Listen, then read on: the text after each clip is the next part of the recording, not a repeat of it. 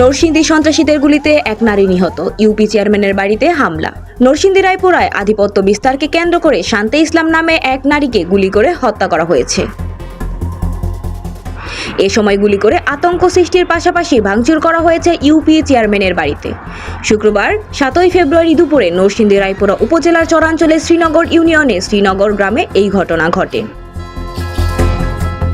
নিহত শান্তা ইসলাম শ্রীনগর গ্রামের বাসিন্দা ও ইউপি চেয়ারম্যান নিয়াজ মোরশেদ খান রাসেলের চাচাতো ভাই শাকিলের স্ত্রী। স্থানীয়রা জানায়, আধিপত্য বিস্তারকে কেন্দ্র করে দীর্ঘদিন ধরেই শ্রীনগর ইউপি চেয়ারম্যান নিয়াজ মোরশেদ খান রাসেল ও সোহেল ভণ্ডারের মধ্যে বিরোধ ছিল। শুক্রবার দুপুরে সোহেল ভণ্ডারের নেতৃত্বে কতিপয় সন্ত্রাসী ইউপি চেয়ারম্যানের বাড়িতে হামলা চালায়। এ সময় চেয়ারম্যানকে না পেয়ে তাদের পরিবারের ওপর গুলি বর্ষণ করে তারা।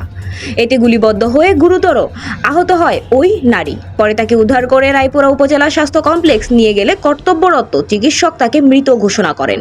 রায়পুরা থানায় ভারপ্রাপ্ত কর্মকর্তা আদিল মাহমুদ হত্যাকাণ্ডের কথা স্বীকার করে জানায়, খবর পেয়ে পুলিশ ঘটনাস্থল পরিদর্শন করেছে।